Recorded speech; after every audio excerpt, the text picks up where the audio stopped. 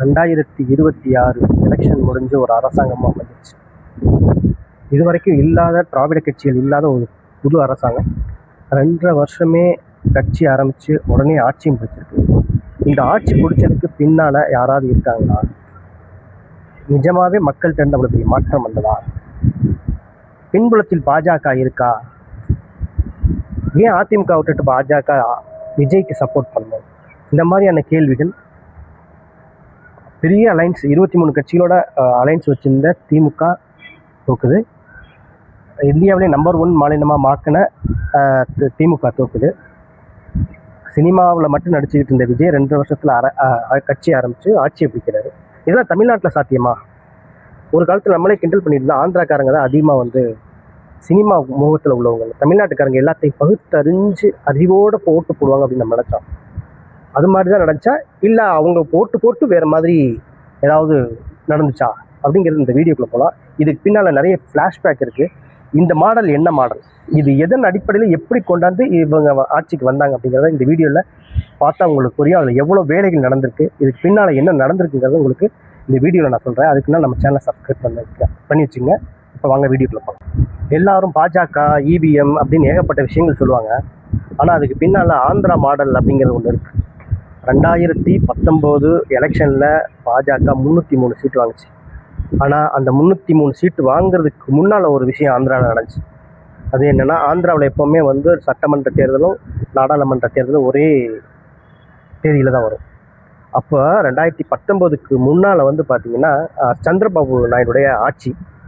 அந்த ஆட்சியின் போது அவர் வந்து சில சலுகைகளை வந்து பாஜக கிட்ட எதிர்பார்த்தார். காரணம், அவர் அந்த கூட்டணியில் இருந்தார். அந்த என்டிஏ அலைன்ஸை ஒருங்கிணைப்பு குழு தலைவராக வந்து சந்திரபாபு நாயுடு அவர்கள் தான் இருந்தார். அதாவது 2014 ஒருங்கிணைப்பு குழுல. ஆனால் 2019 அவர் இல்லை, வெளியேறிட்டார். ஆனால் அதுக்கு முன்னால் ஒன்று நடந்துச்சு. அவர் கேட்ட சில சலுகைகள் கிடைக்கலன்னு சொல்லி நாடாளுமன்றத்தில் வந்து அவர் பாஜக அரசுக்கு எதிராக வந்து நம்பிக்கையில்லா தீர்மானம் கொண்டு வந்தார்.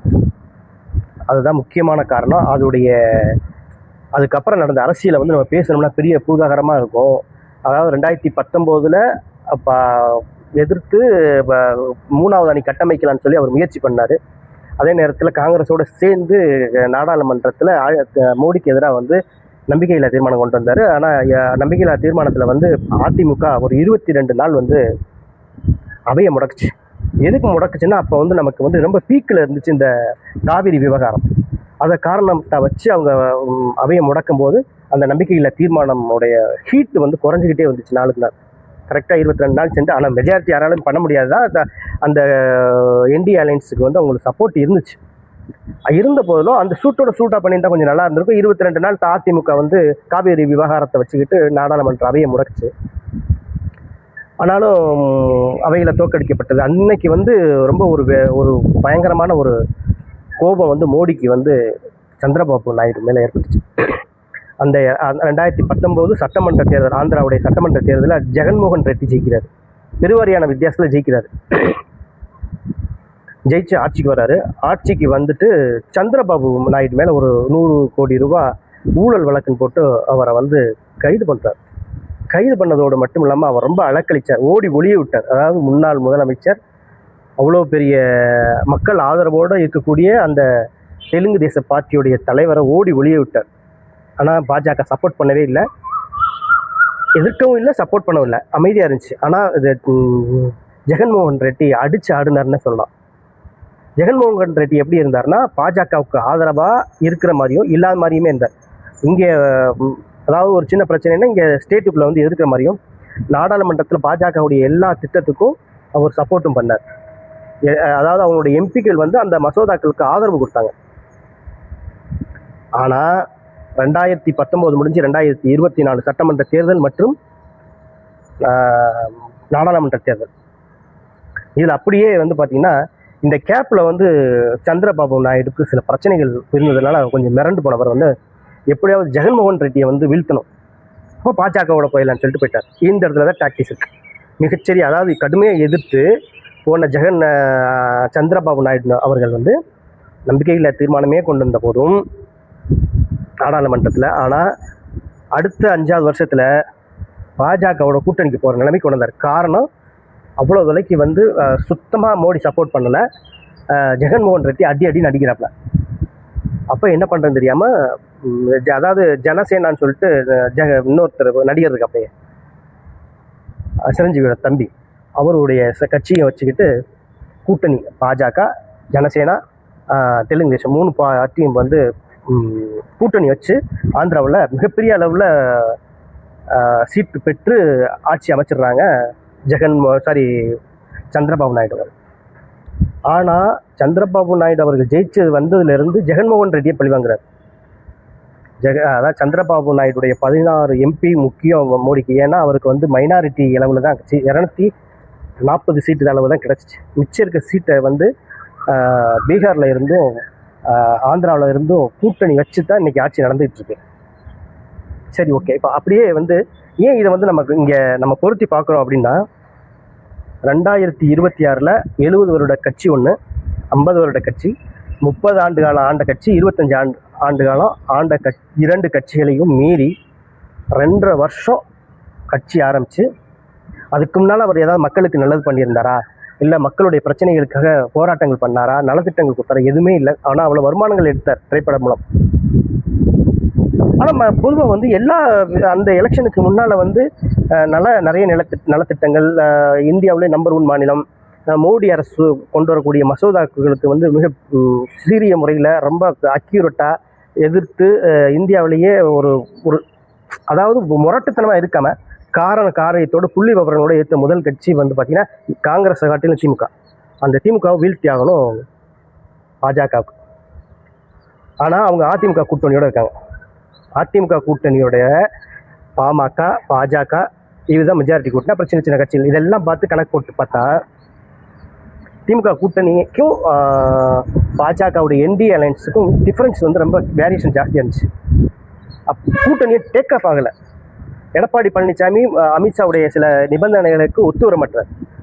விஜயை கொண்டு வந்து சேர்த்தலான்னு சொல்லி முயற்சி பண்ணால் அதுக்கு முட்டுக்கடை போட்டுறாரு எடப்பாடி பழனிசாமி. அமைச்சரவையில் பங்குக்கு ஒத்துக்கல.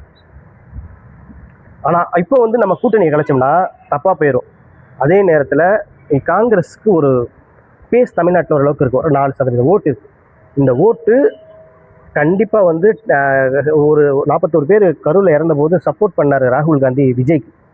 இதெல்லாம் ஒரு கூட்டி கழித்து ஒரு கணக்கு போட்டோம்னா இந்த டிஎம்கேவுடைய அந்த வலுவான அந்த கூட்டணி இருக்குல்ல, அதை உடைச்சிடலாம். அப்போ உடைக்கிறதுக்கு யார் செட் ஆகுவாங்க? விஜய் செட் ஆகுவார். ஏன்னா அவர் ஆரம்பத்தில் இருந்தே வந்து பார்த்தீங்கன்னா தான் பாஜக கொள்கை எதிரின்னு ஒரு வார்த்தை தான் சொல்லியிருக்காரு. இது வரைக்கும் எந்த திட்டங்களுக்கான பெரிய எதிர்ப்போ எதுவுமே பெருசாக இல்லை. வாய் திறந்து கூட பேச மாட்டார். மற்ற கட்சியெல்லாம் கேட்டால் ஒரு அறிக்கை வரும். மற்ற கட்சியெல்லாம் ஒரு வழக்கு போட்டால் இவர் சேர்த்து அதோட ஒரு ரிட் பெட்டிஷன் சேர்த்து போட்டுக்குவார். பெரிய அளவில் எதிர்ப்பும் இல்லை. ஆனால் அதே நேரத்தில் ஆதரவாக இருக்காருன்னா கண்டுபிடிக்க முடியாத அளவுக்கு இருந்தார். அப்போ என்ன பண்ணுறாங்கன்னா மீடியா கூட ஒரு எலெக்ஷன் முடிஞ்சு 20 நாளைக்கு அப்புறம் தான் ரிசல்ட் வருது, 1 மாதத்துக்கு அப்புறம் தான் ரிசல்ட் வருது. இந்த 1 மாத கேப்பில் வந்து பார்த்திங்கன்னா மீடியா பெர்செப்ஷன் மாறுது. மீடியாவில் வந்து நிறைய மாற்றங்கள் நடக்குது. தொடர்ந்து விஜயை பற்றியே பேச ஆரம்பிக்கிறாங்க. எதுக்கு சம்பந்தம் இல்லாமல் விஜயை பற்றி பேசுகிறாங்க? ஏன்னா அவருக்கு 1 சீட் 2 சீட்டே கிடைக்காதுன்னு சொல்லி கருத்து கணிப்புகள் பூரா சொல்லுது. நம்பிக்கையான கருத்து கணிப்புகள்லாம் சொல்கிறது. சில 1 2 அவங்களோட பெர்செப்ஷன், அவங்களுக்கு விஜய் பிடிக்கும்னா அவங்க ஒரு கருத்து கணிப்பு எடுத்திருப்பாங்க. திமுக பிடிக்கிற அல்லது திமுகவுக்கு ஆதரவான சில நிறுவனங்கள் வந்து அவங்களுக்கு ஆதரவாக கருத்து கணிப்புகள் எடுத்துப்பாங்க. அதே மாதிரி என்டிஏக்கு ஆதரவான இப்படி எல்லாம் பகிர்ந்து வரும்போது, ஆனால் பெரும்பாலான 10ல் 8 பேர் வந்து பார்த்தீங்கன்னா நம்பிக்கையான நிறுவனங்கள் வந்து திமுக தான் ஆட்சியை பிடிக்கும். அதுவும் 180லேருந்து 200 சீட்டு பிடிக்கும் அப்படிங்கிற அளவில் சொல்கிறாங்க. எலெக்ஷன் அப்படி தான் நடந்து முடிஞ்சு. ஆனால் எலெக்ஷன் முடிஞ்சதுலேருந்து மீடியாக்கள் ஒன்று கட்டமைக்கப்படுது. அதில் முக்கியமாக திருமாவளவன் கூட இடையில வாய் விட்டுருப்பார். நடந்து எலெக்ஷனை பார்த்தா ஓரளவுக்கு டிவிகேவுக்கும் ஓட்டு விழுந்திருக்கும், ஒரு தொங்கு சட்டமன்றம் அமையக்கூடிய வாய்ப்பு இருக்குது அப்படிங்கிற மாதிரி இடையில வாய் விட்டுருப்பாரு. ஆனால் மீடியாக்கள் வந்து 1 வாரம் 10 நாளாக தொடர்ந்து வந்து பார்த்தீங்கன்னா டிவிகேவை பற்றியான விவாதங்களே நடத்துகிறாங்க. இவங்க ஓட்டை பிரிச்சுருப்பாங்களா, இவ்வளோ சீட்டு வருமா, இல்லை 1 சீட் 2 சீட்டு ஜெயிக்குமா, இல்லை இது அதிமுக பின்னால் தள்ளி 2வது இடத்துக்கு டிவிகே வருமா? சில பேர் வந்து நிஜமாகவே நம்பவே முடியாத அளவுக்கு டிவிகே வந்து ஜெயிக்கக்கூடிய வாய்ப்பு இருக்குன்னு சொல்லி, அதாவது அந்த அந்த வலதுசாரி ஆதரவாளர்கள் வந்து ஒரு பக்கமாக யார் பக்கம், விஜய் பக்கம் தள்ளுறாங்க. விஜய் பக்கம் போய் மூவ் பண்ணுறாங்க. இந்த பெர்செப்ஷன் நடந்துகிட்டே இருக்கும்போது ரிசல்ட் வருது, திமுக போகுது. அதாவது இதில் அரசு ஊழியர்கள் கொடுப்பாங்க இல்லையா, அவங்களுடைய வாக்கு வந்து பார்த்தீங்கன்னா அது முதல் சுற்றில் வந்து பார்த்தீங்கன்னா வாக்கு சீட்டு மூலம் நடக்கக்கூடியது. அதில் வந்து திமுக 163 தொகுதிகளில் முன்னணியில் இருக்குது. அப்படியே அதை வந்து அதிகமாக வந்து சேனலில் வர்றதுக்குனால முதல் சுற்று இதுக்கு வந்துருச்சு, எலக்ட்ரானிக்ஸ்க்கு வந்துருச்சு. எலக்ட்ரானிக்ஸ் வரும்போது அப்படியே கடை 75, 5, 6 இருந்தது, அப்படியே மாறுது 40, 50 அப்படியே மாறி மாறி மாறி மாறி திமுக 3வது இடத்துக்கு போகுது, 2வது அதிமுக வருது. ஆனால் டிவிக்கு திடீர்னு ஃபர்ஸ்ட் இடத்துக்கு போகுது. இது எப்படி நடந்துச்சு? அவ்வளோ ஓட்டு மக்கள் போட்ட மாதிரியே எங்கேயுமே ஒரு பரவலாக பேசவே இல்லை. பொதுமக்கள்கிட்ட அந்த மாதிரியான ஒரு பேச்சே இல்லை. நாங்கள் விஜய்க்கு தான் போட்டோம். இளைஞர்கள் வேணால் பேசிக்கிட்டு அந்த இன்ஸ்டாகிராமில் வந்து ரீல்ஸ் போடுற இளைஞர்கள் வேணால் அவங்களுக்கு வேறு வேலை இல்லை, அவங்களுக்கு ஒரு பிடிச்ச ஒரு புதுமுகம், பழைய அரசியலில் ஒரு இது இருக்கும், அதில் திரையில் பார்த்த ஒரு மாஸ் ஹீரோ, அவர் ஒரு முதலமைச்சராக வந்தால் நமக்கு ரொம்ப ஒரு நல்லா இருக்கும், மாற்றம் நடக்கும் அப்படின்னு நினச்சக்கூடிய இளைஞர்கள் அது அதிகபட்சம் 8லேருந்து 10% மேலே வர்றதுக்கு வாய்ப்பே இல்லை. பெண்கள், ஒரு நடிகர், ஒரு கவர்ச்சியான நடிகர் ரொம்ப கிழமை இருக்கிறாரு, ஒரு 30 வயசு 40 வயசு பெண்கள் வந்து 40லேருந்து 20லேருந்து ஒரு 40 வயசுக்குள்ளே இருக்க பெண்களில் ஒரு செக்டர் எல்லாரும் வந்து அவ்வளோ விலைக்கு போட்டுற மாட்டாங்க. அந்த செக்டரில் போட்டிருந்தாலும் 10லேருந்து 12 அல்லது 10 அதிகபட்சமாக 16% மேலே விஜய்க்கு வாக்கு வர்றதுக்கு வாய்ப்பே இல்லை. ஆனால் திடீர்னு 35% ஓட்டு வாங்குறாரு. அன்றைய முதலமைச்சர் அந்த தொகுதியில், கொளத்தூர் தொகுதியில் அவ்வளோ அழகாக அந்த தொகுதியை மெயின்டைன் பண்ணி அவ்வளோ நலத்திட்டங்கள் கொடுத்து முன்மாதிரியான ஒரு தொகுதியை அவர் பண்ணி வச்சிருந்த மு.க. ஸ்டாலின் அவர்கள் வந்து தோற்கிறார். அரசு பள்ளி வறுமையின் அடையாளம் அல்ல அப்படின்னு சொன்ன அன்பில் மகேஷ் பொய்யாமொழி தோற்கிறார். தூய்மையின் கரத்துக்கு சொந்தக்காரரான பிடிஆர் பழனிவேல் தியாகராஜன் தோற்கிறார். யாருக்கிட்டன்னா எப்பவுமே இந்த டிபேட்ல உட்காந்து கத்திட்டு இருக்க முஸ்தபா இன்னைக்கு எம்எல்ஏவா இருக்காரு. இந்த மாதிரி ஆச்சரியம்னா ஆச்சரியம், அவ்வளோ பேர் ஜெயிக்கிறாங்க. யார் என்னன்னே தெரியல. அதாவது எர்ணாவூர் நாங்குநேரி தொகுதியில் அமமுகவுக்கு சீட்டை கொடுத்துட்டாங்கன்னு அதாவது இந்த இது முடிகிறதுக்கு முன்னால் சீட்டை கொடுத்தாங்கன்னு ஒரு நாளைக்கு முன்னால் அதிமுகலேருந்து போய் நான் இதில் சேர்றாரு தாவேக்கல, அவர் ஜெயிக்கிறார். எப்படி ஓட்டு வந்திருக்கோம்? என்ன விஜய்னா அப்படியே மக்கள் அப்படியே ஆர்ப்பரிச்சு போய் ஓட்டு போட்டுருப்பாங்களா? மக்கள் வந்து படத்தில் ரசிக்கிறது நம்ம தமிழ்நாட்டில் வந்து நல்லா படித்தவங்க தான் எல்லாரும். ஆனால் அதே நேரத்தில் ஒரு நடிகருக்காக கூட ஓட்டை போட்டுருவாங்களா? பெரிய ஆச்சரியமான ஒரு விஷயமா இருந்துச்சு. ஆனால் இன்னைக்கு என்ன நடக்குதுன்னா, விஜயினுடைய செயல்பாடுகள், விஜயினுடைய அரசு செயல்பாடுகள் வந்து நமக்கு ஒரு விஷயத்தை உணர்த்துது. மூர்க்கத்தனமாக வந்து அதிமுகவில் இருக்கக்கூடிய எம்எல்ஏக்களை தூக்குறாங்க. பாஜக வாயே திறக்கல. அதாவது மற்ற மாநிலங்களுக்கு, அதாவது அவங்களுக்கு ஹோப்புள்ள மாநிலங்களில் பாஜக அவங்களுக்கு தேவையான ஆட்களை வந்து பிடிச்சிக்கிறோம். அதே நேரத்தில் இங்கே இருக்க அதிமுக பாஜகவுடைய கூட்டணி, அந்த பாஜக கூட்டணியில் இருக்க எம்எல்ஏக்களை விஜயுடைய தாவேக்கா அரசு தூக்குது பேரம் மூலம். பாஜக வாயை திறக்க மாட்டேன். தமிழ்நாட்டில் இருக்க பாஜகவும் திறக்க மாட்டேது. எப்பவுமே வந்து பெரிய அண்ணனோட இருக்கக்கூடிய அமித்ஷா அவர்கள் வாயை திறக்கல. தமிழ்நாட்டு பக்கம் என்ன நடக்குன்னு கூட கண்டுக்கல. அப்போதான் சந்தேகம் வருது, இந்த பிளானுக்கு பின்னால அமித்ஷா இருக்கிறாரு. ஏன் நினைக்கக்கூடாது? நம்ம தொட்டதுக்கெல்லாம் இங்கே பிரச்சனை பண்ணிக்கிட்டே இருந்தாங்க கடந்த 5 வருஷத்துல. 1, 2 சொல்ல முடியாது. அரசு திட்டங்கள் முதற்கொண்டு கை வைக்கக்கூடிய அளவில் அவங்க வந்து அவங்களுடைய செயல்பாடுகள் இருந்துச்சு. அதையும் மீறி இந்த அரசு இங்கே என்ன மாதிரியான பிரச்சனை பண்ணாலும் பரவாயில்ல, நான் என் தமிழ்நாட்டுக்கான உரிமையை விட்டு தர மாட்டேங்கிற அளவில் அந்த அரசு நடந்துச்சு. ஆனால் இன்னைக்கு ஒவ்வொன்றா விஜயும் ரகசியமாக பாஜகவுக்கு ஆதரவாக எல்லா திட்டங்களையும் இங்கே உள்ள விட்டுறாரு. அமித்ஷா இந்த பக்கமே வரல. இங்கே நடக்கக்கூடிய அவங்க அணியில் இருக்கக்கூடிய எம்எல்ஏக்களை விஜய் தூக்குறாரு, வாயை திறக்கலை. அரசு அதிகாரத்தை பயன்படுத்தி எதிர்கட்சிகள் மேலே இஷ்டத்துக்கு வழக்குகளும் கைதுகளும் பண்ணுறாங்க. இந்த தைரியம் முதல் முறையாக 2.5 வருஷத்துக்கு முன்னால் ஆட்சிக்கு வந்த விஜய்க்கு எப்படி வந்தது? அப்போ இந்த தைரியத்தை யார் கொடுக்குறா? பின்புலத்தில் யார் இருந்து கொடுக்குறா? அங்கே தான் டவுட் வரும். இதுக்கும் இந்த நடக்கக்கூடிய அரசாங்கத்துக்கும் பாஜகவுக்கும் பெரிய சம்பந்தம் இருக்கு.